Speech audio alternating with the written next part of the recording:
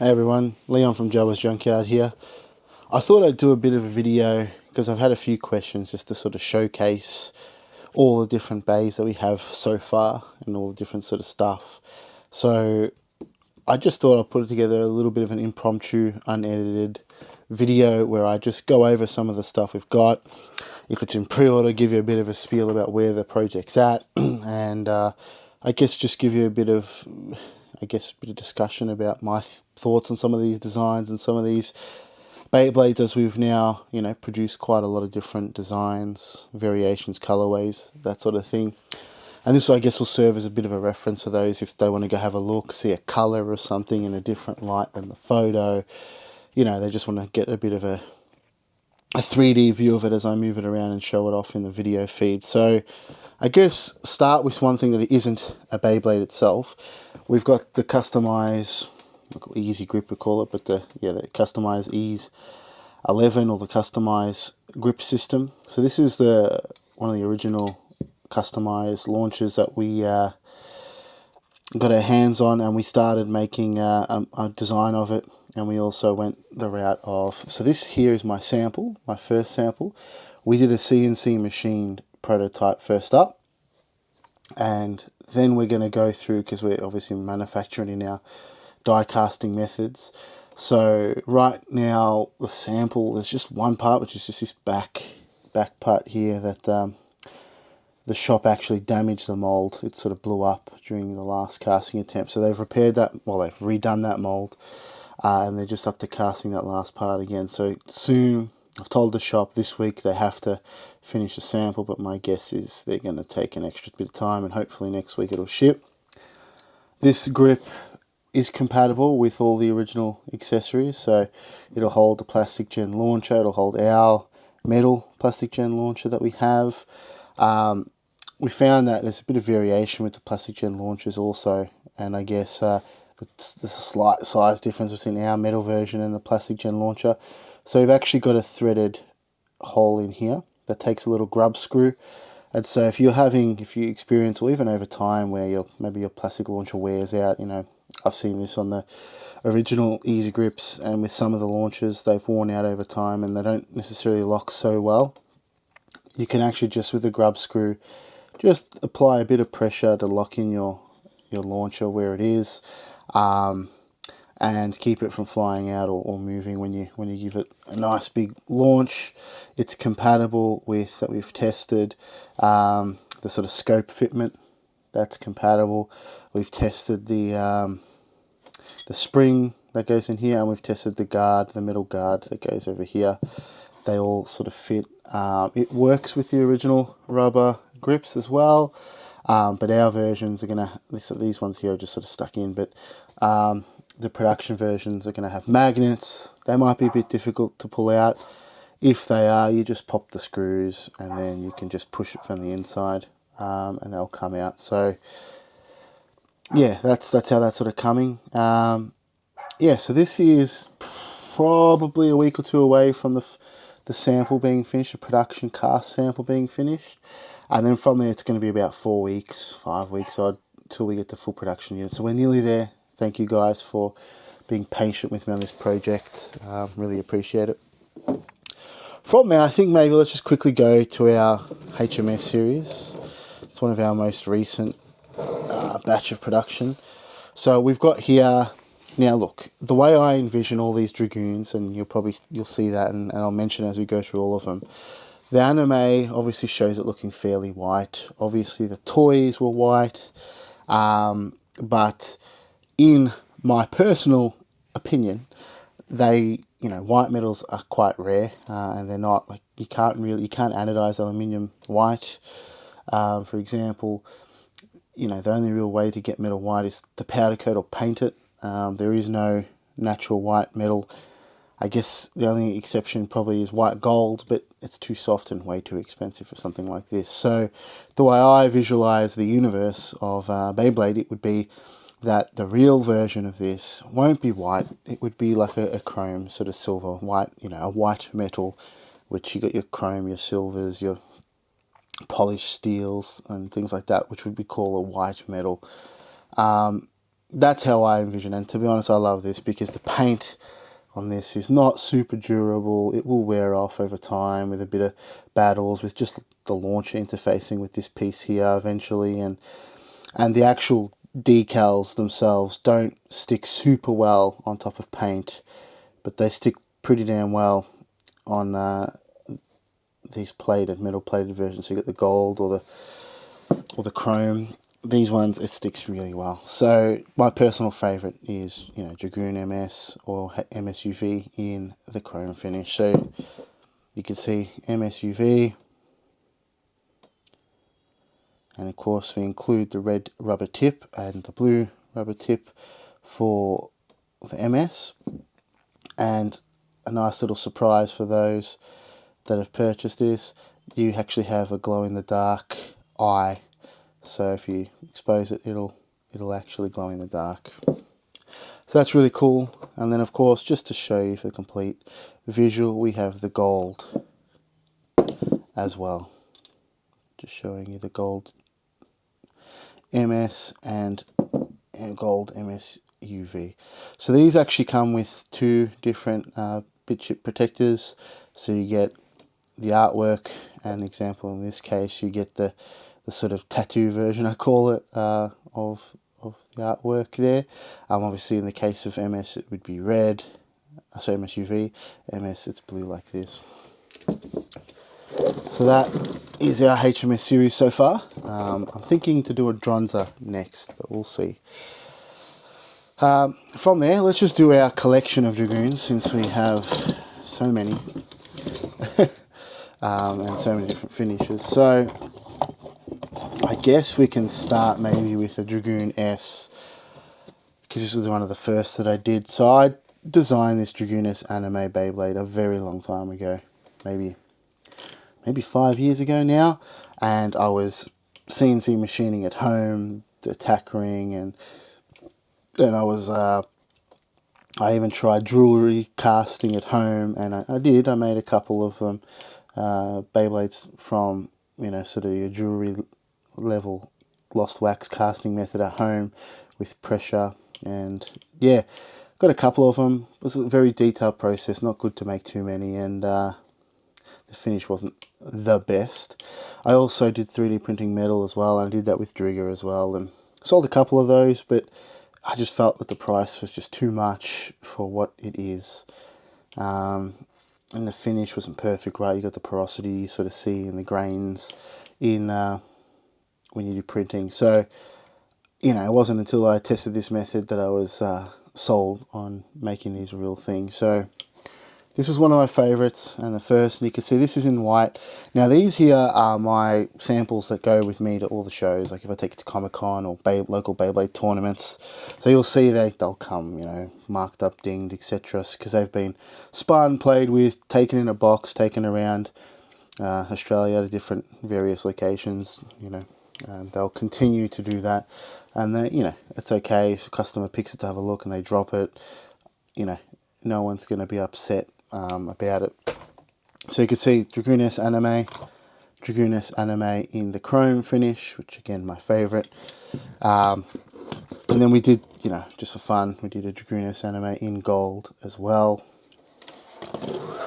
Then a more recent one, we did a Dragoon S toy version, and we did both the green and the red colorations. As you can see, they include a plastic tip, just like the original. And yeah, so these are the Dragoon S toy versions. This is the gold. Here is the white. From memory, I don't believe I did any. No, I did. I did some chrome ones. Yes, I did some chrome. I just don't have any with me as examples yet. I'll have to get them ready because I'll take them to a local Beyblade tournament soon. But yeah, these are the white versions, and then the chrome, well, I guess you can envision what they look like. So I'll put these out of the way that they're seen now. Then let's go to Dragoon F. We'll start like last time with the anime series. So we did a Dragoon F anime. You can see with the separate red tip, the weight disc, really nice looking bay. And you can see here the chrome version. Now, there's one thing I want to point out with Dragoon F anime is that this is one of the earlier ones when one of the early goes at doing the direct UV printed bit chip, so no sticker anymore. It's all direct on the metal. However, the factory, when we did this, they made a change. It's just a high level molding change that they made, but they didn't communicate it with me. And what it meant was my original bit chip doesn't fit in here at all. Like, it just can't fit lengthways. And so we had an opportunity then to, at the factory's cost, to make a new mold for a bit chip. They were going to rush through to make up for the mistake they made. And I had an option. I could have made it just a couple of mils shorter to make it fit like the other one. But I know that the community has been asking me for a while to do an accurate replica of the original very rare metal bit chips. So these are the small size ones that will work with your plastic bit chip protector. So they fit, as you can see here, you can glue them nice. There's a small contact overlap area where you can glue them into the attack ring. So they work fine here as well. But actually, if you have an existing old plastic gen bay, put this in there and put your your clear plastic bit chip cover over it, and it works beautifully as well. So now we have a good mold where we can make, we've got a bunch in stock of the small metal bit chip replicas. So that's really cool. Then we have Dragoon F non-anime, right? So this is the toy version, we'll call it. Again, chrome finish being my sort of favorite for the Dragoons. You can see that really pops with the red, sort of like candy red, and the chrome. I really love it. So you can see that, and look at these beautiful details underneath. So usually we can't do the direct printing on the bottom with the base, because you usually have quite a high or deep 3D geometry here. So what we actually do is, usually this is completely enamel filled. So you might see that they're casting letters in silver saying Dragoon, Dragoon, Dragoon. And then around it is filled with this nice, beautiful blue enamel. And that's actually done by hand at the factory. So that's really impressive. You can sort of see it really nice here on the anime version as well with the white. We have, again, so like the chrome like I showed, we have the gold, and we have, of course, the classic white. Again, you can see some marks on this because it's been around and it's lived and seen some things. Another bay I'll just show off now, one of those really cool ones that never really existed as a toy. So we did make the Tryhorn. As you can see here, again, direct UV printed. It's sort of beautiful. We call it like an aged copper look, but you could also sort of call it a bronze as well. It's a really nice color. Very heavy. The way we sort of designed this was, we got the design of the Colosseum. As you could see, we had to do a split, because if you know anything about molding, you actually wouldn't be able to get the mold out unless you made a very expensive multi-part, multi-stage mold, which we weren't going to do. So we actually had to split it there, make two separate parts, and then attach them together. The sort of line goes pretty well with the aesthetic, actually, of being the sort of football stadium. But what we did in terms of the height of the Tryhorn, we made it as tall as we could. So in the modelling, I took the design, I went up to just where the launcher stopped being able to work with it, because it was too deep, and you couldn't actually, the leg of the launcher couldn't actually make contact with the pad that it needs to. And then I took it down at that, and then took it down 1 mil further. So this is sort of just on the limit. So sometimes you might have to play around a little bit to get it locked in with a launcher, just because it is so tall. But it's really cool when it spins.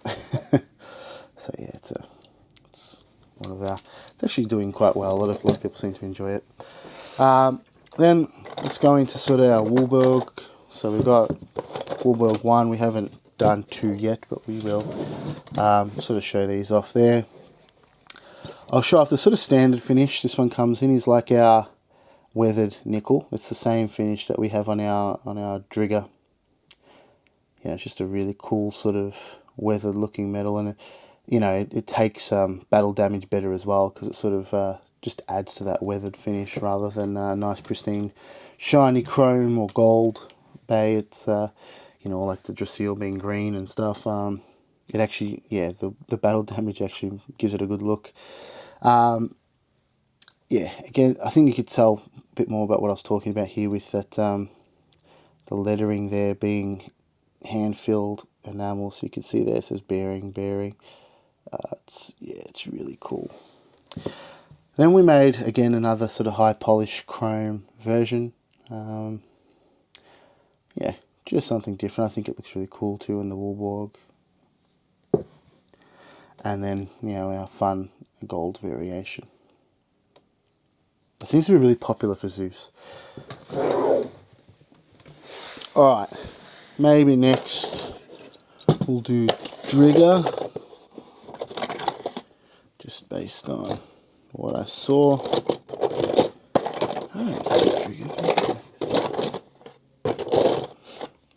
So yeah, Drigger S. Here's our standard finish option. It's that weathered nickel. You can see a beautiful bay. Comes with a machined stainless steel tip that you can put in yourself. And as you can see here, that, as we talked about before, with the really cool enamel filled lettering, it's really beautiful high detail work. So there's your Drigger S, one of our most popular bays. We've sold too many of them. I'm sort of, yeah, hard to sort of keep it in stock actually.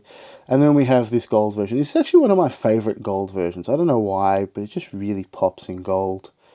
It's just a really cool finish in my opinion. But yeah, that was Drigger S. I guess we can do Dronzer now, and I'll try and grab all the sort of Dronzers and we can do it in one go. Let's see what I make sure I get all of them. I think that's, yep, I think that's it. So we did, let's say, I guess we'll start with Dronzer F. We did Dronzer F in black. So black Dronzer, this again being a really popular bay. Again, we sort of ignore most of the gimmicks when we do this out of metal, just to really keep production costs simple and, you know, less problems that customers may find if things like that stop working. You know, obviously be a lot of problems for us, and we just, yeah, we wanted to keep the costs down and complications unnecessary. So this one here is in, you know, it gives the look of that multi-tip spin mechanism, but it's not. And you can see it's sort of stuck in that attack position, spin tip, excuse me. And then we always have the blue version here for Dronzer F, blue, and obviously the different bit beast decal. Yeah, you can see it again. There we go.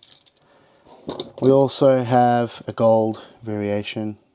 You could put a black Dronzer sticker there or a normal Dronzer. It doesn't matter, but yeah, because obviously it ends up being the same. And then just to show off, we have the Dronzer S, beautiful blue.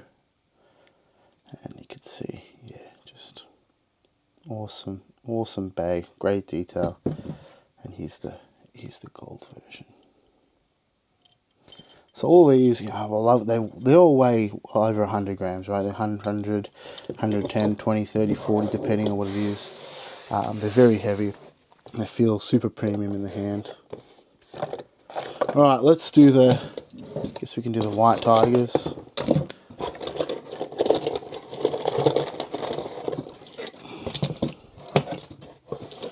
Maybe that one's a bit cleaner. Yeah, it is.